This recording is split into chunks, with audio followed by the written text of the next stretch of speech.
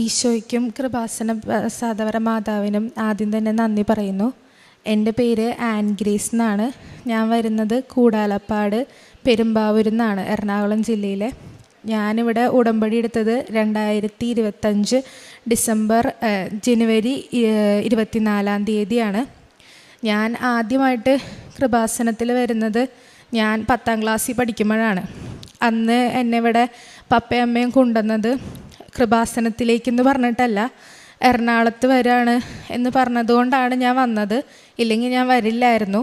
അന്ന് ഇവിടെ വന്നപ്പോഴാണെങ്കിലും എനിക്ക് പ്രാർത്ഥിക്കാൻ ഒന്നും ഉണ്ടായിരുന്നില്ല. ഞാൻ 10ലാണ്, SSLCയുടെ സമയമായിരുന്നു. പക്ഷേ ഇവരോടുള്ള ദേഷ്യമായിരുന്നു എനിക്ക് എന്നോട് പറയാണ്ട് ഇവിടെ കൊണ്ടുവന്നതിൻ്റെ. അന്ന് എനിക്കൊന്നും പ്രാർത്ഥിക്കാൻ തോന്നിയില്ല. ഞാൻ പ്രാർത്ഥിക്കാതെ ഒരു ആവശ്യവും മാതാവിൻ്റെ അടുത്ത് പറയാതെ വെറുതെ ഇവിടെ പള്ളിയിൽ വന്നിരുന്ന് ഇവിടെ ഒന്ന് കണ്ടിട്ടാണ് ഞാൻ തിരിച്ചു പോയത്. പിന്നീട് കുറച്ച് നാളുകൾക്ക് ശേഷം ഞാൻ പിന്നെയും 2-3 വട്ടം വന്നെങ്കിലും എനിക്ക് ഇവിടെ മാതാവിൻ്റെ മുമ്പിൽ വന്നാലും ഞാൻ മാതാവിൻ്റെ മുഖത്തേക്ക് നോക്കില്ലായിരുന്നു.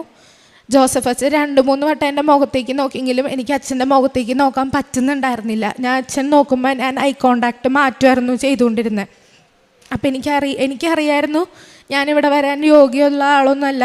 എനിക്ക് അച്ഛൻ്റെ മുഖത്ത് നോക്കാനുള്ള ഒരു യോഗ്യത ഇല്ല എന്നറിയാവുന്നതുകൊണ്ട് തന്നെ ഞാൻ അച്ഛൻ്റെ മുമ്പിൽ വരാതിരിക്കാൻ മാക്സിമം ശ്രമിച്ചിട്ടുണ്ടായിരുന്നു ആ ദിവസങ്ങളിൽ ഇവിടെ വന്നപ്പോൾ.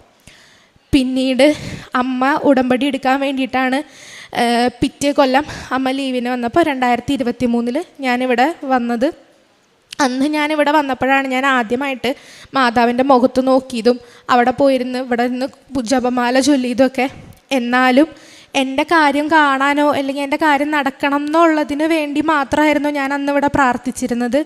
ഒരു മനസ്സിൽ നിന്ന് ഞാൻ മാതാവിനെ വിളിക്കുകയോ അല്ലെങ്കിൽ എനിക്ക് മാതാവിനോട് ഭക്തി ഉണ്ടായിരുന്നില്ല. ദൈവത്തോട് നേരിട്ട് ചോദിച്ചാൽ കിട്ടും, മാതാവിനോട് ചോദിച്ച് മേടിക്കേണ്ട ആവശ്യമൊന്നുമില്ല, അങ്ങനെയൊക്കെയുള്ളൊരു ചിന്താഗതിയായിരുന്നു എനിക്ക് ആദ്യം. അതിനുശേഷം അമ്മ ഉടമ്പടി എടുത്തു. അമ്മ ഉടമ്പടി എടുത്തത് ഞാൻ പ്രാർത്ഥിക്കണം, ഞാൻ കുടുംബ പ്രാർത്ഥന ചൊല്ലില്ലായിരുന്നു. വീട്ടിൽ ചൊല്ലിയാലും ഞാൻ കൂടില്ലായിരുന്നു, ഞാൻ റൂമിലിരിക്കുകയൊക്കെ ഉണ്ടായിരുന്നുള്ളൂ. എനിക്ക് വരാൻ തോന്നാറേ ഉണ്ടായിരുന്നില്ല പ്രാർത്ഥിക്കാനായിട്ട്. അമ്മ ഉടമ്പടി എടുത്തതിന് ശേഷം 1 വർഷത്തോളം അമ്മ പ്രാർത്ഥിച്ചു. 2024 ആയപ്പോഴത്തേക്ക് എനിക്ക് പതിയെ പള്ളിയിൽ പോകാൻ തുടങ്ങി, പ്രാർത്ഥിക്കണമെന്ന് തുടങ്ങി. ഒരു ദിവസം രാവിലെ അമ്മ വിളിച്ചിട്ട് അടുത്തുള്ളൊരു പള്ളിയിൽ കുർബാനയ്ക്ക് പോകാൻ പറഞ്ഞു. മനസ്സോടെ ആണെങ്കിൽ ഞാൻ പോയി. അവിടെ ചെന്ന് ഒരച്ഛനെ കാണാനായിട്ട് ഇടയുണ്ടായി. അപ്പോൾ അച്ഛൻ എന്നോട് പറഞ്ഞു, മാതാവിൻ്റെ കൃപയില്ലാണ്ട് ഒരിക്കലും ഒന്നും നടക്കില്ല, പ്രാർത്ഥിക്കണം, മാതാവിനോട് പ്രാർത്ഥിക്കണമെന്ന് പറഞ്ഞു. ഞാൻ കാര്യമാക്കിയില്ല. എനിക്ക് മാതാവിൻ്റെ അടുത്ത് പ്രാർത്ഥിക്കേണ്ട, ഈശോൻ്റെ അടുത്ത് പ്രാർത്ഥിച്ചാലും നടക്കും എന്നുള്ളൊരു ചിന്തയായിരുന്നു. ഞാൻ അങ്ങനെ +2 കഴിഞ്ഞു. ഞാൻ +2 കഴിഞ്ഞ് കഴിഞ്ഞപ്പോൾ പുറത്തേക്ക് പോകാനായിട്ട് വീട്ടിൽ തീരുമാനിച്ചു. ഓസ്ട്രേലിയയിലേക്ക് പോകാനാണ് ആദ്യം തീരുമാനിച്ചത്. അപ്പോൾ എന്നോട് PTE പഠിക്കാൻ പറഞ്ഞു. ഞാൻ PTE പഠിച്ചു. ആദ്യത്തെ വട്ടം പരീക്ഷ എഴുതി, പാസ്സായില്ല. 2ാമത്തെ വട്ടം പരീക്ഷ എഴുതി, പാസ്സായില്ല. അപ്പോഴൊന്നും ഞാൻ പ്രാർത്ഥിക്കുന്നൊന്നും ഉണ്ടായിരുന്നില്ല.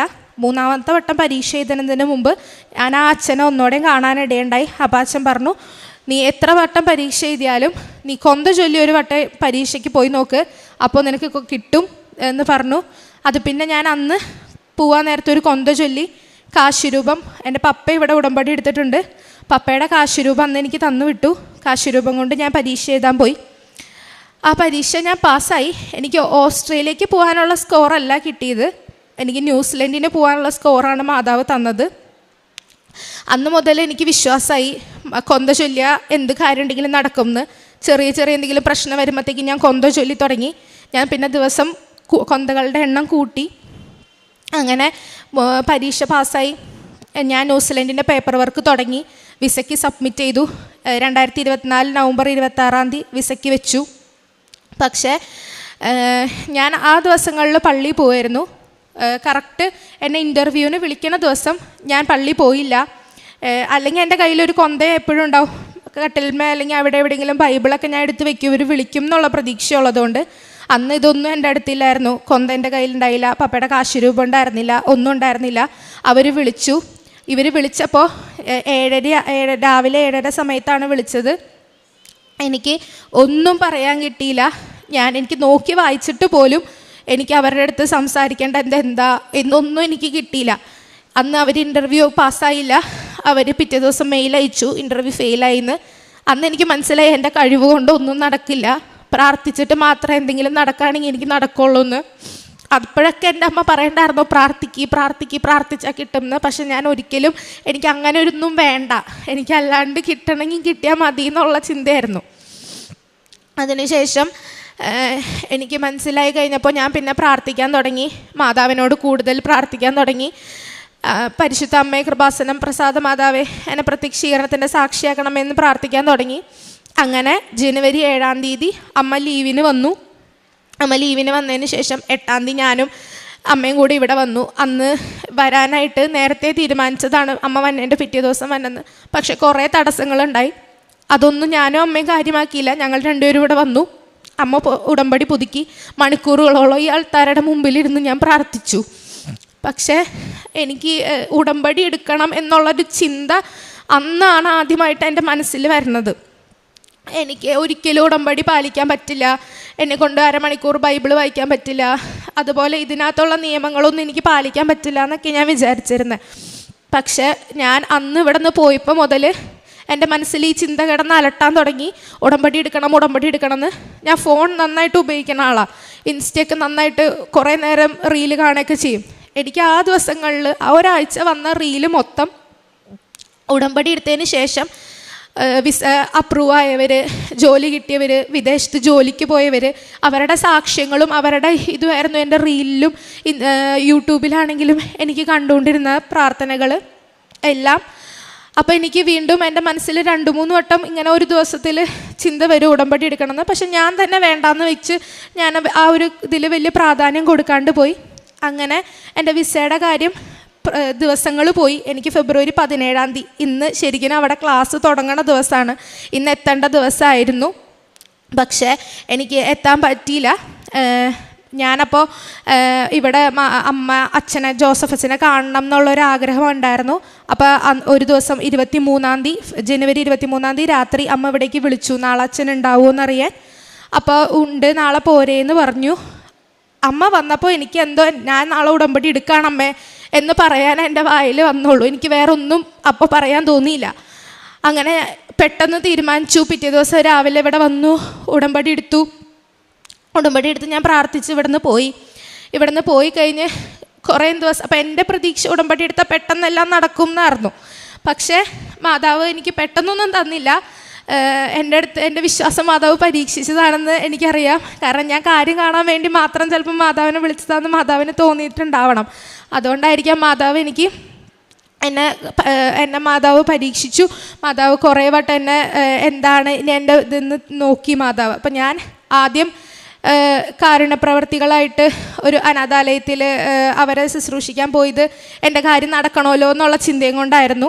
പക്ഷേ പിന്നീട് എനിക്ക് മാറ്റം വന്നു. ഞാൻ മാതാവിൻ്റെ അടുത്ത് എനിക്ക് വിശ്വാസം വരാൻ വേണ്ടിയിട്ടും എനിക്ക് പ്രാർത്ഥനയിൽ കൂടുതൽ വളരാൻ ഞാൻ എല്ലാ ദിവസവും മാതാവിനോട് രാവിലെ പ്രത്യക്ഷീകരണ പ്രാർത്ഥന ചൊല്ലുമ്പോൾ പ്രാർത്ഥിക്കുമായിരുന്നു.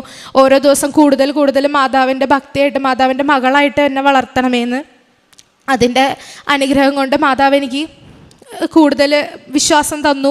ഞാനങ്ങനെ പിറ്റേ ദിവസം ഒരു ദിവസം മാതാവ് എന്നെ വെറുതെ തോന്നിച്ചു, നീ എനിക്ക് വേണ്ടി, നിൻ്റെ കാര്യം നടക്കാൻ വേണ്ടി നീ ഒന്നും ചെയ്യണ്ട, നീ വെറുതെ എൻ്റെ കാരുണ്യപ്രവർത്തിക്കായിട്ട് നീ എന്തെങ്കിലും ചെയ്യ് എന്ന് പറഞ്ഞ് തോന്നിച്ചു. ഞാനങ്ങനെ, അമ്മയ്ക്ക് മാത്രമേ അറിയുള്ളൂ, പപ്പയ്ക്ക് പോലും അറിയില്ല, ഞാൻ ഹോസ്പിറ്റലിൽ ഫുഡ് കൊണ്ടുപോയി കൊടുക്കാനൊക്കെ പോയി. അത് കഴിഞ്ഞ് എനിക്ക് എൻ്റെ മനസ്സിൽ തോന്നി, ഞാൻ ഇവിടെ നിന്ന് കിട്ടിയ പ്രത്യക്ഷീകരണത്തിൻ്റെ പ്രാർത്ഥനാ പുസ്തകം ഒരു വട്ടം പോലും വായിച്ചിട്ടുണ്ടായിരുന്നില്ല. ഒരു ദിവസം എൻ്റെ മനസ്സിൽ തോന്നി, നീ ഇതുവരെ ആ ബുക്ക് വായിച്ചിട്ടില്ലല്ലോ, നീ അതൊന്ന് വെറുതെ വായിച്ചു നോക്ക്, അതിനകത്ത് കൃപാസനത്തിലെ ചരിത്രം ഉണ്ട്, അതൊന്ന് വായിച്ചു നോക്കുന്നത് എൻ്റെ മനസ്സിൽ ആരോ പറയണ പോലെ തോന്നി. ഞാൻ കഴിഞ്ഞ വ്യാഴാഴ്ച രാത്രി ഞാൻ വായിച്ചു. അപ്പോൾ ആ സമയത്ത് വീട്ടിലെല്ലാവരുടെയും പ്രതീക്ഷ നഷ്ടപ്പെട്ടു. ഇനി ഈ വർഷം പോകാൻ പറ്റില്ല, ഈ വർഷത്തെ ഇൻടേക്ക് കഴിഞ്ഞു, സമയം കഴിഞ്ഞു, ഇനി അടുത്ത വർഷം പോകാൻ പറ്റുള്ളൂ. അപ്പോഴും പപ്പ എൻ്റെ അടുത്ത് പറഞ്ഞു, നീ നോക്കിക്കോ, നിനക്ക് കിട്ടും എന്ന് പറഞ്ഞെങ്കിലും ഉള്ളിൻ്റെ ഉള്ളിൽ ആരോ ഒരു വിഷമം ഉണ്ടായിരുന്നു, ഒരു വർഷം പോയി എന്നുള്ളത്. പക്ഷെ വിശ്വാസം വിട്ടില്ല, പ്രാർത്ഥിച്ചു, എല്ലാ ദിവസവും പ്രാർത്ഥിച്ചു. എനിക്ക് അമ്മയുടെ കരച്ചിൽ കാണുമ്പോൾ എനിക്ക് ഭയങ്കര വിഷമമായിരുന്നു. കാരണം ഞാൻ കാരണമാണല്ലോ കരയണേന്നുള്ള ഇതായിരുന്നു. അത് കഴിഞ്ഞ് അന്ന് ഞാൻ ആ പുസ്തകം വായിച്ച് 2 പേജേ ഞാൻ വായിച്ചോളൂ. ആമുഖവും ജോസഫ് അച്ഛൻ്റെ ഇതിലേക്ക് എത്തിയിട്ടുണ്ടായിരുന്നുള്ളൂ. പിറ്റേ ദിവസം രാവിലെ ന്യൂസിലൻഡിൽ ഇവിടത്തെ കാലം 7.5 മണിക്കൂർ വ്യത്യാസമുണ്ട്. അപ്പം നമ്മുടെ ഇവിടെ നേരം വെളുക്കുമ്പോഴത്തേക്കും അവിടെ ഓഫീസ് ടൈം കഴിയും. അവിടെ നമ്മുടെ ഇവിടുത്തെ 9 മണി വരെ അവിടെ അവർ വർക്ക് ചെയ്യുള്ളൂ. പക്ഷേ എനിക്ക് കോള് വന്നത് 9:45 അതായത് അവിടുത്തെ ഓഫീസ് ടൈം കഴിഞ്ഞ് പിന്നെയാണ് എനിക്ക് കോള് വന്നത്. ആദ്യത്തെ വട്ടം എന്നെ ഇൻ്റർവ്യൂവിന് വേണ്ടിയിട്ട് വിളിച്ചത് ഒരു സാറായിരുന്നു. പക്ഷേ കഴിഞ്ഞ വട്ടം എന്നെ വെള്ളിയാഴ്ച രാവിലെ എന്നെ വിളിക്കുന്നത് ഒരു ലേഡി സ്റ്റാഫായിരുന്നു. ആൾ വളരെ പതുക്കെ എനിക്ക് മനസ്സിലാവുന്ന രീതിയിലാണ് സംസാരിച്ചത്. ന്യൂസിലൻഡിലെ ആക്സെൻ്റ് ഒരിക്കലും നമുക്ക് പെട്ടെന്ന് മനസ്സിലാവുന്ന ആക്സെൻ്റ് അല്ല. ആദ്യം വിളിച്ചപ്പോൾ എനിക്ക് ഒന്നും മനസ്സിലായിട്ടുണ്ടായിരുന്നില്ല. എനിക്ക് എന്ത് മറുപടി പറയണമെന്ന് പോലും അറിയില്ലായിരുന്നു. പക്ഷേ കഴിഞ്ഞ വട്ടം വിളിച്ചപ്പോൾ അവരെൻ്റെ അടുത്ത് ചോദിച്ചു, താൻ ഇത്രയും നന്നായിട്ട് സംസാരിക്കുന്നത് കൊണ്ട് ഞങ്ങൾക്ക് സംശയമുണ്ട്, താൻ നോക്കിയാണോ വായിക്കുന്നതെന്ന്. പക്ഷേ അപ്പം ഞാൻ പറഞ്ഞു, എൻ്റെ കയ്യിൽ കൊന്ത മാത്രമേ ഉള്ളൂ, ഞാൻ ഒന്നും പിടിച്ചിട്ടല്ല പറയണേ. എൻ്റെ കയ്യിൽ കാശ് രൂപ ഉണ്ടായിരുന്നു. മാതാവാണ് എൻ്റെ അടുത്ത് സംസാരിച്ചതെന്ന് എനിക്ക് അപ്പം തോന്നി.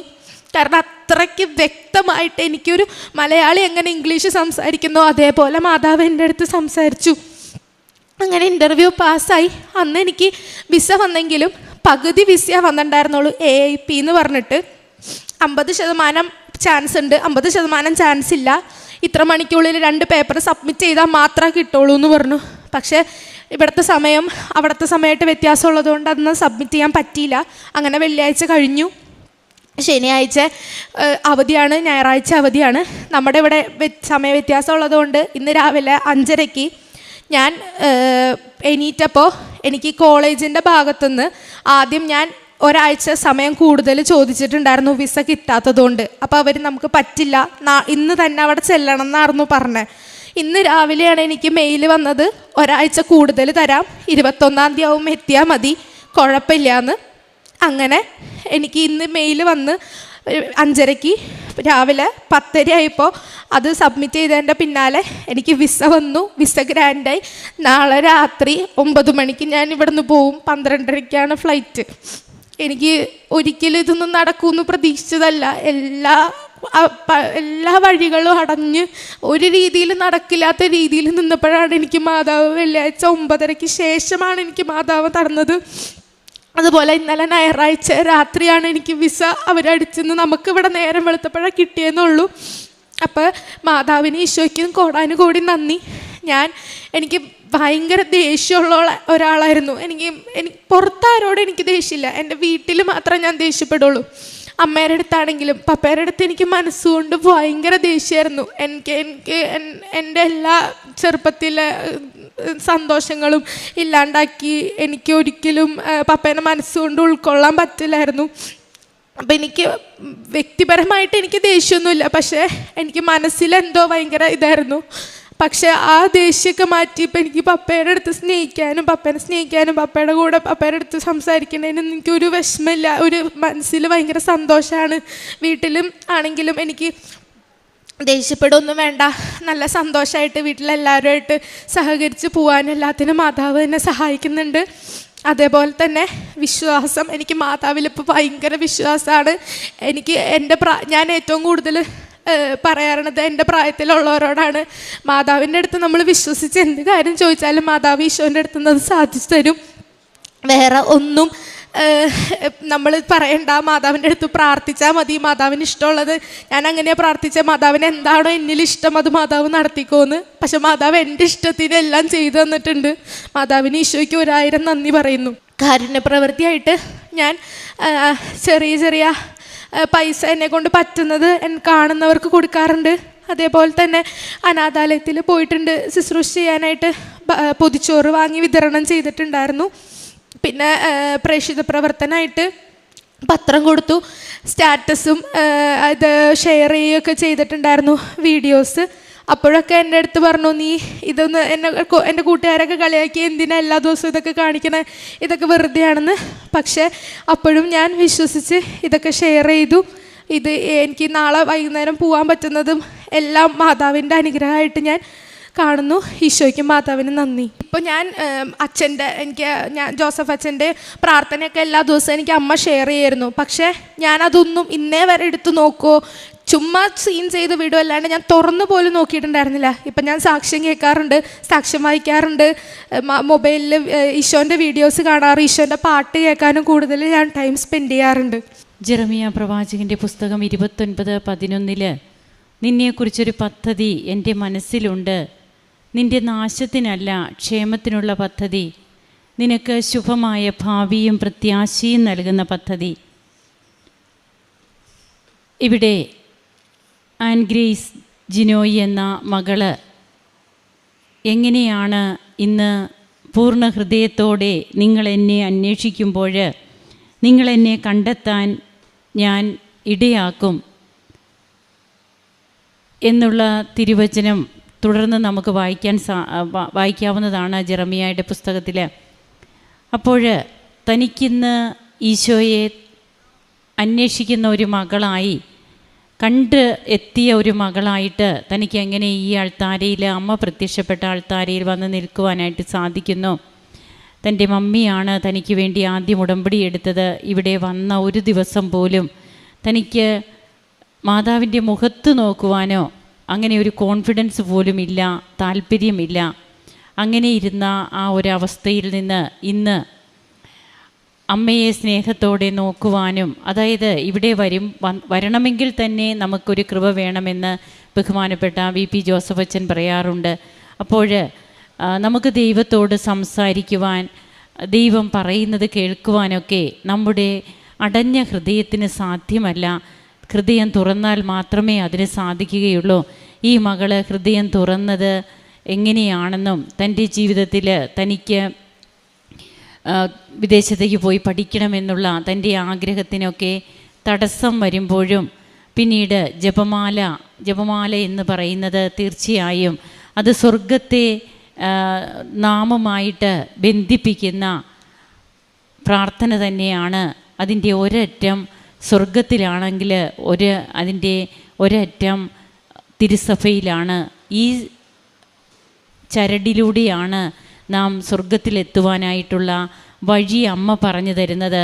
അതിലൂടെ തന്നെ നമ്മുടെ ജീവിതത്തിൽ നാം ഒരിക്കലും സാധ്യമല്ല, അല്ലെങ്കിൽ നമ്മുടെ തന്നെ സ്വഭാവ പ്രത്യേകതകളൊക്കെ എങ്ങനെ മാറ്റാൻ സാധിക്കുന്നു അത് ഇന്ന് ഈ മകളിവിടെ പങ്കുവയ്ക്കുന്നു. താൻ എങ്ങനെയുള്ള മകളായിരുന്നു, തനിക്ക് സ്വഭാവത്തിലൊക്കെ വന്ന മാറ്റങ്ങൾ, ദേഷ്യം, ഇതൊക്കെ തനിക്ക് മാറി. മാതാപിതാക്കളോട് തന്നെ തനിക്ക് ദേഷ്യമായിരുന്നു. എന്നാൽ ഇന്ന് അതൊന്നും തനിക്കില്ല. തൻ്റെ ജീവിതത്തിലെ എല്ലാം നഷ്ടപ്പെടുത്തുന്നവരെന്നുള്ള ഒരു ചിന്ത തനിക്കുണ്ടായിരുന്നു തൻ്റെ മാതാപിതാക്കളെക്കുറിച്ച്. എന്നാൽ ഇന്ന് ഏറ്റവും അധികം താൻ അവരെ വിലമതിക്കുന്നു. തനിക്ക് അമ്മയുടെ കണ്ണുനീര് അത് എനിക്ക് ഒത്തിരി വിഷമമാക്കി. എൻ്റെ അമ്മ ഞാൻ മൂലമാണല്ലോ കരയുന്നതെന്നൊക്കെ ഓർത്ത് ദൈവത്തിലേക്ക് കൂടുതൽ അടുക്കുവാനൊക്കെ മാതാപിതാക്കൾ എങ്ങനെയാണ് മക്കൾക്ക് വേണ്ടി പ്രാർത്ഥിക്കുമ്പോൾ അത് ഏതെങ്കിലും ഒരു ദിവസം അവരെ സ്പർശിക്കും. അതുപോലെ എത്രയോ മോനിക്കമാരുടെ കണ്ണുനീരാണ് എത്രയോ അഗസ്റ്റിന്മാരെ ഇവിടെ ഈ ലോകത്ത് സൃഷ്ടിക്കുന്നത്. അങ്ങനെ ഇന്ന് താൻ ഇവിടെ നിൽക്കുമ്പോൾ തൻ്റെ ന്യൂസിലാൻഡിലേക്കുള്ള പ്രോസസ്സൊക്കെ കംപ്ലീറ്റായി തനിക്ക് പോകാനേ സാധ്യമല്ല എന്നുള്ള ഒരവസ്ഥയിൽ നിന്ന് അവിടുത്തെ സമയം, ഓഫീസ് ടൈം കഴിയുമ്പോഴും തനിക്ക് വേണ്ടി അവിടെ ജോലി ചെയ്ത, അതായത് തനിക്ക് വേണ്ടി എല്ലാം സാധിച്ചു തന്ന പരിശുദ്ധ അമ്മയിലൂടെ മാത്രമാണ് തനിക്കിതെല്ലാം ലഭിച്ചതെന്ന് ഈ മകൾ ഏറ്റുപറയുന്നു. അങ്ങനെ സന്തോഷത്തോടെ ഇവിടെ വന്ന് നിൽക്കുകയാണ്. അതുകൊണ്ട് തന്നെയാണ് ശുഭമായ ഭാവിയും പ്രത്യാശയും നൽകുന്ന പദ്ധതി നമുക്ക് വേണ്ടി ഒരുക്കിയിരിക്കുന്ന ദൈവത്തിൻ്റെ കരുതലുള്ള സ്നേഹം അതൊരിക്കലും അസ്തമിക്കുന്നില്ല. ഓരോ പ്രഭാതത്തിലും അത് പുതിയതാണെന്നാണ് വിലാപങ്ങളുടെ പുസ്തകത്തിൽ നാം വായിക്കുക. അങ്ങനെ തനിക്ക് ലഭിച്ചതെല്ലാം അമ്മയുടെ കൃപയായിട്ട് ഈ മകൾ കാണുന്നു. ഇവിടെ വന്ന് ഉടമ്പടി എടുത്തു, താനൊരു പുതിയ വ്യക്തിയായി മാറി എന്ന് ലോകത്തോട് മൊത്തം ഇന്ന് ആൻ ഗ്രേസ് വിളിച്ചു പറയുകയാണ്.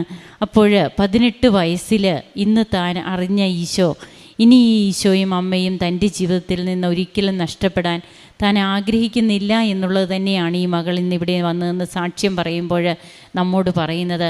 നമുക്ക് കരങ്ങളടിച്ച് ദൈവത്തെ മഹത്വപ്പെടുത്താം. ഈശോയ്ക്കും അമ്മയ്ക്കും നന്ദി പറയാം. യേശുവേ നന്ദി, യേശുവേ സ്തുതി, യേശുവേ ആരാധന. അത്യപൂർവ ദൈവാനുഭവങ്ങൾ ഇനി നിങ്ങൾക്കും സ്വന്തം.